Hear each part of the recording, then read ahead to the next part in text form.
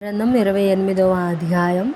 మరియు యెహోవా వాక్కు నాకు ప్రత్యక్షమై ఇలాగు సెలవిచ్చెను, నరపుత్రుడా, తూరు అధిపతితో ఇలాగు ప్రకటింపుము, ప్రభువగు యెహోవా సెలవిచ్చినదేమనగా, గర్విష్ఠుడవై నేనొక దేవతనైనట్టు సముద్రము మధ్యను నేను ఆసీనుడనై ఉన్నాను అని నీవనుకొనుచున్నావు. నీవు దేవుడవు కాక మానవుడవైయుండియు దేవునికి తగినంత అభిప్రాయము కలిగి ఉన్నావు. నీవు దానియేలున కంటే జ్ఞానవంతుడవు. నీకు మర్మమైనదేదియూ లేదు. నీ జ్ఞానము చేత నీ వివేకము చేతను ఐశ్వర్యము నొందితివి. నీ ధనాగారములోనికి వెండి బంగారములను తెచ్చుకొంటివి. నీకు కలిగిన జ్ఞానాతిశయము చేతను వర్తకము చేతను నీవు విస్తారమైన ఐశ్వర్యము సంపాదించుకొంటివి. నీకు ఐశ్వర్యము కలిగినదని నీవు గర్వించిన వాడవైతివి. కాగా ప్రభువైన యెహోవా ఈ మాట సెలవిచ్చుచున్నాడు, దేవునికి తగినంత అభిప్రాయము కలిగియున్నవాడా, ఆలకించుము. నేను పరదేశులను అన్యజనులలో క్రూరులను నీ మీదికి రప్పించుచున్నాను. వారు నీ జ్ఞాన శోభను చెరుపుటకై తమ ఖడ్గములను వరదీసి నీ సౌందర్యమును నీచపరుతురు. నిన్ను పాతాళములో పడవేతురు. సముద్రములో మునిగి చచ్చిన వారి వలెనే నీవు చత్తువు. నేను దేవుడనని నిన్ను చంపువాని ఎదుట నీవు చెప్పుదువా? నిన్ను చంపువాని చేతిలో నీవు మానవుడవే కాని దేవుడవు కావు గదా. సున్నతి లేని వారు చంపబడు రీతిగా నీవు పరదేశుల చేత చత్తువు. నేనే మాట ఇచ్చియున్నాను. ఇదే ప్రభువగు యెహోవా వాక్కు. మరియు యెహోవా వాక్కు నాకు ప్రత్యక్షమై ఇలాగు సెలవిచ్చెను, నరపుత్రుడా, తూరు రాజును గూర్చి అంగలార్పు వచ్చిన మెత్తి ఇలాగు ప్రకటింపుము, ప్రభువైన యెహోవా సెలవిచ్చినదేమనగా, పూర్ణ జ్ఞానమును సంపూర్ణ సౌందర్యమును గల కట్టడమునకు మాదిరివి దేవుని తోటయగు ఏదెనులో నీవుంటివి. మాణిక్యము, గోమేధికము, సూర్యకాంతమణి, రక్తవర్ణపు రాయి, సులీమణి రాయి, మకరతము, నీలము, పద్మరాగము, మాణిక్యము అను అమూల్య రత్నములతోనూ బంగారముతోనూ నీవు అలంకరింపబడి ఉన్నావు. నీవు నియమింపబడిన దినమున పిల్లన గ్రోవులు వాయించువారును నీకు సిద్ధమైరి. అభిషేకము నొందిన కెరూబువై ఒక ఆశ్రయముగా నీవుంటివి.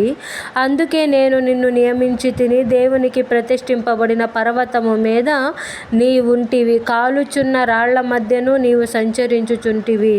నీవు నియమింపబడిన దినము మొదలుకొని పాపము నీ యందు కనబడు వరకు ప్రవర్తన విషయములో నీవు యథార్థవంతుడువుగా ఉంటివి.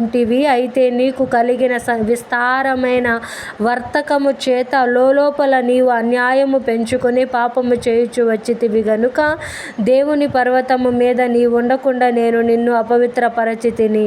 ఆశ్రయము ఉన్న కెరూబు కాలుచున్న రాళ్ల మధ్యను నీవికను సంచరింపవు. నిన్ను నాశనము చేసి తిని. నీ సౌందర్యము చూచుకొని నీవు గర్వించిన వాడవై నీ తేజస్సు చూచుకొని నీ జ్ఞానమును చెరుపుకొంటివి. కావున నేను నిన్ను నేలను పడవేసెదను. రాజులు చూచుచుండగా నిన్ను హేళనకు అప్పగించెదను.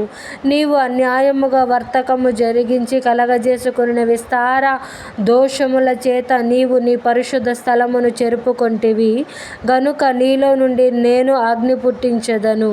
అది నిన్ను కాల్చివేయును. జనులందరూ చూచుచుండగా దేశము మీద నిన్ను బూడిదగా చేసెదను. జనులలో నిన్ను ఎరిగిన వారందరూ నిన్ను గూర్చి ఆశ్చర్యపడుదురు. నీవు బొత్తిగా నాశనమై భీతికి కారణముగా ఉందువు. మరియు యెహోవా వాక్కు నాకు ప్రత్యక్షమై ఇలాగు సెలవిచ్చెను, నరపుత్రుడా, నీ ముఖమును సీదోను పట్టణము వైపు త్రిప్పుకొని దాని గూర్చి సమాచారము ప్రవచింపుము. ప్రభువు యెహోవా సెలవిచ్చినదేమనగా, సీదోను పట్టణమా, నేను నీకు విరోధిని, నీ మధ్యను ఘనత నొందుదును. నేను దాని మధ్య తీర్పు తీర్చుచు దానిని బట్టి నన్ను పరిశుద్ధపరచుకొనగా, నేను యెహోవానై ఉన్నానని వారు తెలుసుకొందురు. నేను యెహోవానని వారు తెలుసుకొనున్నట్లు తెగులును రక్తమును దాని వీధులలోనికి పంపించుదును. నలుదిక్కుల దాని మీదకి వచ్చు ఖడ్గము చేత వారు హతులగుదురు. నేను ప్రభువు యెహోవానని ఇశ్రాయేలీయులు తెలుసుకొనున్నట్లు వారి చుట్టూ నుండి వారిని తిరస్కరించుచు వచ్చిన వారిలో ఎవరునూ ఇక వారికి గ్రుచ్చుకొను ముండ్లుగానైనను నొప్పించు కంపగానైనను ఉండరు. ప్రభువైన యెహోవా సెలవిచ్చినదేమనగా, జనులలో చెదరిపోయిన ఇశ్రాయేలీయులను నేను సమకూర్చి జనుల